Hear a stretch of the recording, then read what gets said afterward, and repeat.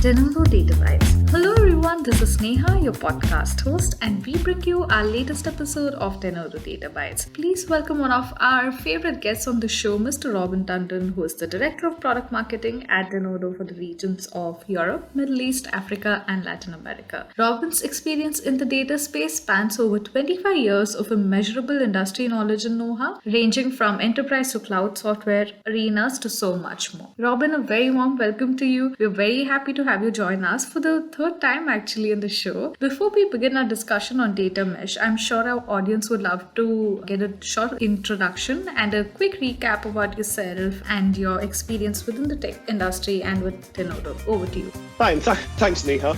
Saying 25 years makes me feel very old. In fact, yes, I have been around software and technology for a long time. I often joke with my kids, I completed my bachelor's degree before the internet even existed. And in that time, since then, I've really only ever worked in enterprise software, cloud solutions. Prior to Denodo, I was working for the world's leading door access and lock manufacturer, and I helped them develop and market an innovative IoT cloud solution. And prior to that, a lot of my time was spent with various contactable call centers technology providers. And that's really where the data comes out of it. So data, access to data, and customer 360 are imperative. So you can say data has been around me all my working life. But moving on to our topic of discussion today, let's start with data mesh. So what exactly is a data mesh? Can you tell us a bit about the concept? Yeah, absolutely. So I really like the question. It's pretty easy and straightforward to answer. Data mesh is a concept, and it was proposed by a lady called Zamek Dehghani when she was working for ThoughtWorks. And it's actually relatively recent, and that was only in 2019. So the concepts are quite simple. The idea is to provide a framework for a data sharing culture. That seems pretty straightforward, right? Well, yes and no.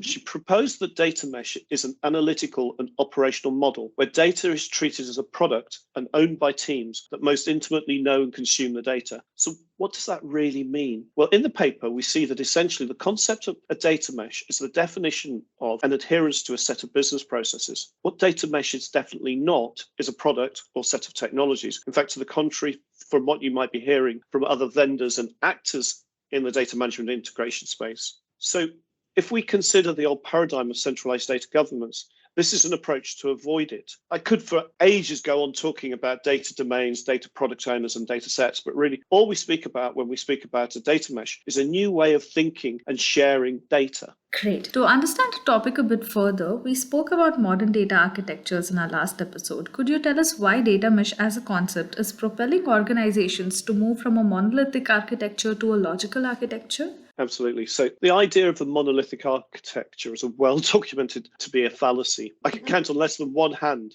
the amount of organizations I've come across where all the data they have is in a single place. The truth is there are various forces working against the concepts of centralized data. And these are what we call the forces of anti-gravity, so the data anti-gravity. Now, these forces include geography. So sometimes it's just not possible to move data to a central location. For example, if it crosses international boundaries, you can hit regulatory issues there. Over here in Europe, we have GDPR. I know in India, there's new regulations and different countries. In Canada, they've got different regulations to the US. So they all stand to prevent you from doing that. Technology as well.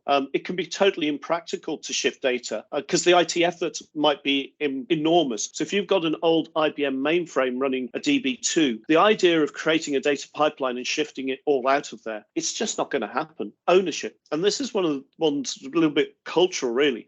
Often it's really hard to get people to let go of ownership. So there may be social and operational reasons for this. So today, lots of people have identified that we're now in the third phase of analytical consolidation. These include some of the leading industry analysts from Forrester, from Gartner. In fact, I was talking to a guy from IDC last night, and he was telling me about how some of the things they're seeing with their customer base are around data management and data sharing and the fallacies of the centralized architecture. Speaking of centralized architectures, why is a logical approach using data virtualization a key foundation for data mesh then, according to you? Most important word there is logical. So you will see vendors out there advocating a centralized approach.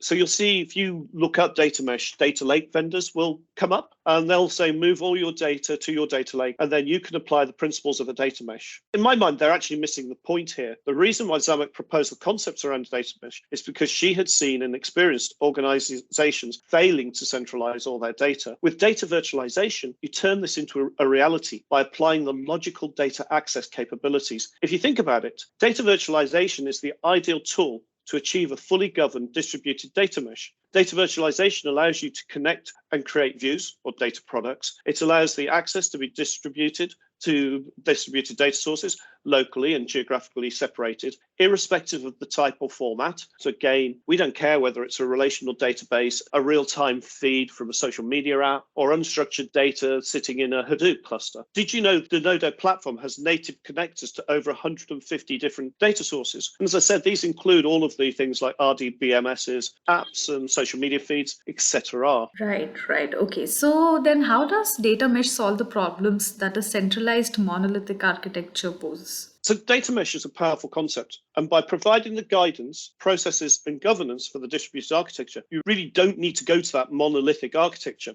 So if you implement a data mesh with a logical layer, typically powered by data virtualization, you'll soon see the benefits. I mean, I was listening recently to one of our customers speak about how using Denodo, they went from 3 to 6 months to create a data product to being able to do it in a matter of half a day. For me, that's exactly how data mesh solves challenges of a centralized monolithic architecture. Thanks for explaining it so well, Robin. Since this is a fairly new concept, there have been a lot of questions around this topic lately, and you summarized it really well.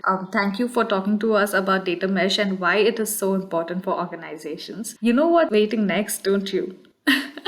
Our all-time favorite Q&A round. So let's get started, shall we? We'll do this one very quickly. So what has been the best thing about 2022 till now? Well, 2022 started well and it's continuing to go well. So as most people know, I'm in the UK and we're now pretty much back to pre-pandemic conditions. There are no real restrictions in place, and I must admit, I'm very thankful for that. Oh, I really hope it continues this way. I think none of us want to go back to the lockdown phase again, hopefully, fingers crossed.